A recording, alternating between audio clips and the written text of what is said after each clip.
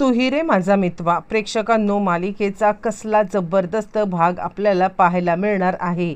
मालिकेमध्ये आत्तापर्यंत आपण पाहतोय वल्लरी कारस्थानं करत आता वाचत चाललेली आहे.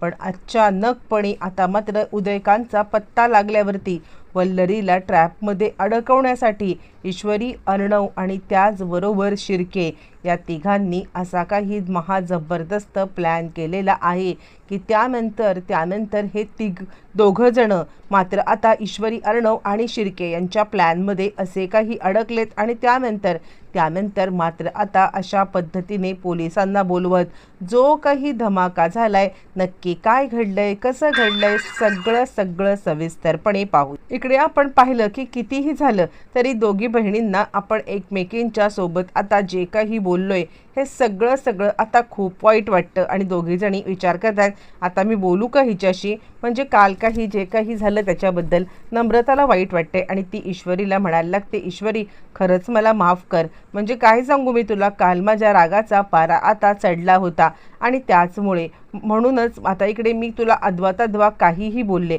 मला खरंच माफ करशील का तू. यावरती ईश्वरी म्हणते, ताई अगं असं काय करतेस तू, काहीही बोलू नकोस, कारण ना मुळातच या सगळ्यामध्ये तुझे काही दोष नाही आहे, अगं तुला समजून घेण्यात मी सुद्धा चुकले.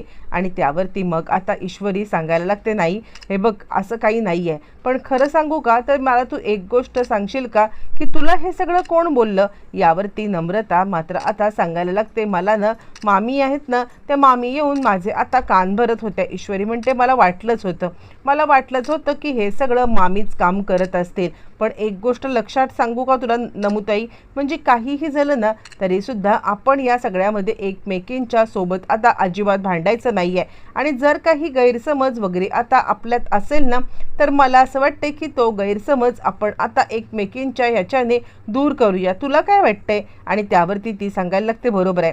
आणि त्यावरती ती म्हणते, तुला जर काही वाटलं ना तरी सुद्धा तू आता मला या सगळ्यामध्ये येऊन भेट, मला विचार, मला हे कर, आणि कोणत्याही परिस्थितीमध्ये तू स्वतःला त्रास करून घेऊ नकोस.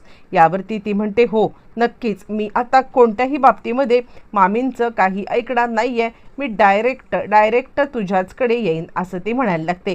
झालं दोघी बहिणींच्या मधला आता दुरावा तर दूर झालेला आहे आणि दोघींना सुद्धा आता मामी या सगळ्यामध्ये कारस्थानं करतायत याची आता जरा तरी साधारण कल्पना आलेली आहे.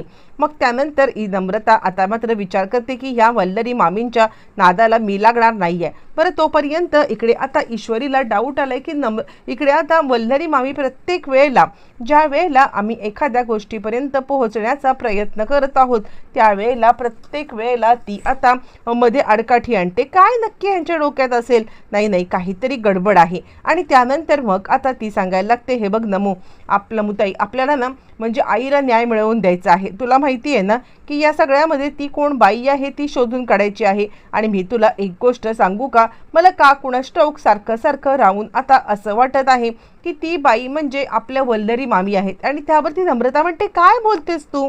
यावरती ईश्वरी सांगते, हो, कारण प्रत्येक वेळेला मात्र आता जेव्हा मी या सगळ्या गोष्टीपर्यंत पोहोचण्याचा प्रयत्न करते ना, मामी प्रत्येक वेळेला मला आता तिथून हलवण्याचा प्रयत्न करतात, मला अडकाठी आणण्याचा प्रयत्न करतात.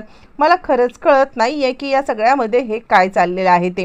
बरं, हे सगळं चालू असताना मग तोपर्यंत नम्रता सांगते, ठीक आहे, मी तुझ्या सोबत आहे, तू काळजी करू नकोस, काहीही झालं तरी सुद्धा आपण या सगळ्यापर्यंत जे काही सत्य आहे ते सत्य शोधून काढण्याचा 100% प्रयत्न करूया, असं ती बोल. इकडे आता अर्णव ईश्वरीला सांगतोय, हे बघ, मी शिर्केंना कामाला लावलेलं आहे उदयकांतला शोधण्यासाठी, म्हणजे पोलीस त्यांचा शोध आता नक्कीच घेतील, पण पोलीस शोध जोपर्यंत घेत आहेत ना तोपर्यंत मात्र आता आपण एक गोष्ट करायची आहे की या सगळ्यामध्ये काहीही झालं तरी सुद्धा मात्र आता उदयकांतचा शोध घेण्यासाठी मी आता काही लोकांना सांगितलंय आणि आता शिर्के सुद्धा त्याच मागावरती आहेत. आणि त्यावरती मग आता ईश्वरी सांगते, खरं सांगू का अर्णव सर, तर आता आपण एक गोष्ट करायला पाहिजे आणि ती म्हणजे ते उदयकांत पकडला जाईल, पण उदयकांत तर आपल्या समोर आहे आणि त्यापेक्षा जास्त महत्त्वाचं हे आहे ते म्हणजे आपल्याला उदयकांतच्या पेक्षा आता त्या बाईपर्यंत पोहोचणं, कारण उदयकांतचं आपल्यासोबत काय वैर आहे हे आपल्याला समजलेलं आहे, पण ती बाई कोण आहे, तिचं आपल्याशी काय वैर आहे ती का आपल्या या सगळ्यामध्ये उगाच त्रास देण्याचं काम करते हे मात्र मला काही कळलेलं नाही आहे. आणि त्यावरती तो सांगतो, चिंता करू नकोस, काहीही झालं तरी सुद्धा आपण या सगळ्यामध्ये लवकरात लवकर शोध घेऊ. आणि त्यावरती ईश्वरी म्हणते, अर्णव सर, तुम्हाला कदाचित या सगळ्यामध्ये आता थोडंसं वियर्ड वाटेल माझं बोलणं, पण आता मी जे काही सांगते ते ऐका. मला असं वाटते माहिती आहे का, वल्लरी मामी आता इकडे काही ना काहीतरी कारस्थानं करतायत. म्हणजे आता त्या या सगळ्यामध्ये मुळातच आता इकडे माझ्यामध्ये आणि नमुताईमध्ये भांडणं लावत आहेत. इतकंच नाही आहे तर आता त्या इकडे आपल्याला या सगळ्यापासून डिस्ट्रॅक्ट करण्याचा प्रयत्न करतात. फिरायला जा, हे करा, ते करा, लक्षात येतंय का? आणि असं म्हटल्यावरती मग आता अर्णव सांगायला लागतो, मग तुझ्या डोक्यामध्ये काय प्लॅनिंग आहे? आणि त्यावेळेला ईश्वरी आणि अर्णव आणि शिर्के मिळून आता जबरदस्त प्लॅन करतात. शिर्केंचा अर्णवला कॉल आलेला आहे आणि शिर्के आता अर्णवला सांगते, उदयकांतचा पत्ता सापडलाय. उदयकांत एका गोडाऊनमध्ये लपलेला आहे आणि त्या गोडाऊनचं लोकेशन सुद्धा आता असं आहे. आणि त्यानंतर मग आता अर्णव सांगायला लागतो, अच्छा, तो पडका बंगला आहे त्याच्या मागचं गोडाऊन का? असं म्हटल्यावरती ते सांगतात, हो, हे मुद्दाम कन्व्हर्सेशन चाललेलं आहे वल्लरीने ऐकण्यासाठी. आणि वल्लरीने ते कन्व्हर्सेशन ऐकलेलं आहे. ज्या वेळेला अर्णव आता सांगायला लागतो, म्हणजे आपल्याला समजलेलं आहे की उदयकांतचं लोकेशन काय आहे ते. उदयकांत या सगळ्यामध्ये आता पकडला जाणार. कोणत्याही परिस्थितीमध्ये उदयकांतला मी आता सोडणार नाहीये. आणि त्यावरती वल्लरी म्हणते, इकडे आता ईश्वरी सांगायला लागते, कुठे आहेत ते? तुम्हाला या सगळ्यामध्ये त्यांचा काही पत्ता सापडलाय का? यावरती मग आता अर्णव सांगायला लागतो, हो, मला पत्ता सापडलेला आहे आणि आता मी त्यांचा शोध घेण्यासाठी चाललेलो आहे. असं म्हटल्यावरती मात्र आता वल्लरी इकडे भलतीच घाबरलेली आहे. पण चला, एक नशीब की मला आता हे सगळं समजलेलं आहे. मला समजलंय की याच्यामध्ये काहीही झालं तरी सुद्धा उदयकांत हा आता म्हणजे या ठिकाणी आहे. त्याच्या आधीच हे लोक पोचायच्या आधीच मला त्या उदयकांतच्या पर्यंत पोहोचलंच पाहिजे असा आता ती विचार करायला लागते. आणि जो ॲड्रेस ह्या लोकांनी सांगितलेला आहे त्या ॲड्रेसवरती जाऊन आता ती पोहोचते. ज्या वेळेला त्या ॲड्रेसवरती पोहोचते, मुळातच तिला समजण्यासाठी हा आता ॲड्रेस दिलेला असतो. आणि त्यानंतर ती तिकडे पोहोचलेली आहे. पोहोचल्यावरती ती आता उदयकांत आणि त्याच वेळेला उदयकांत चांगला चिडलाय आणि तिच्या डोक्यावरती बंदूक आता ताणून ठेवलेली आहे. आणि उदयकांत सांगायला लागतोय, माझ्यासोबत डबल गेम करण्याचा अजिबात प्रकार करू नकोस. तू माझ्यासोबत डबल गेम केलास ना? यावरती ती म्हणते, मी काय डबल गेम केला? यावरती उदयकांत सांगायला लागतो, म्हणजे आता तू इकडे मला ह्या सगळ्या प्रकरणात अडकवलं. त्या माणसाने माझं नाव घेतलं, तुझं नाव नाही घेतलेलं आहे. म्हणजे तू असा काही ट्रॅप रचलास की सगळं काही करायचं तुम्ही. आणि आता तू सगळं करून इकडे आता अडकवण्याचा मात्र ट्रॅप, मला अडकवण्याचा ट्रॅप आता तू रचलेला आहेस. असं म्हटल्यावरती मात्र आता वल्लरी एकदम चांगलीच घाबरले. आणि नाही, असं काही नाही आहे असं म्हटल्यावरती मात्र आता तो सांगायला लागतो, हे बघ, मी जर का या प्रकरणामध्ये अडकला गेलो ना तर तुला काय वाटतंय की मी आता तुला सोडेन? तुला अजिबात सोडणार नाहीये. एक गोष्ट लक्षात ठेव, जर मी पकडला गेलो तर तू सुद्धा या सगळ्या प्रकरणामध्ये अशी तशी सुटणार नाहीयेस.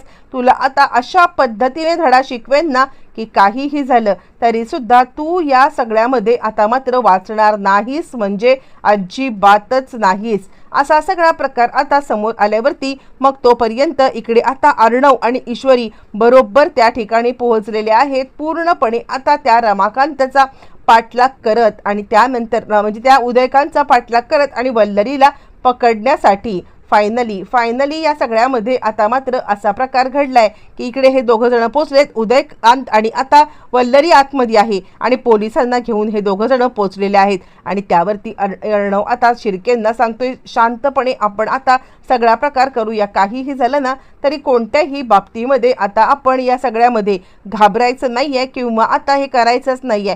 यांना चांगला धडा शिकवायचा. असं म्हणत असतानाच पोलीस आलेले आहेत आणि पळून जाणारा उदयकांत आणि वल्लरी यांना आता पकडण्यात आलेलं आहे. एका झटक्यात प्रेक्षकांनो यांची आता काम तमाम झालेलं आहे. एकाच झटक्यात मात्र आता वल्लरी आणि उदयकांत पकडला गेल्यावरती अर्णव सांगायला लागतो, मामी तू? आणि त्यावरती वल्लरी सांगते, अरे नाही, मला आता फक्त कळलं होतं की इकडे आहे म्हणून मी ह्याला बघायला आले. यावरती आता इकडे अर्णव सांगायला लागतो, मामी तो आमचाच ट्रॅप होता. तुला या सगळ्यामध्ये अडकवण्यासाठी. मात्र आता तू या सगळ्यामध्ये अडकलेली आहेस.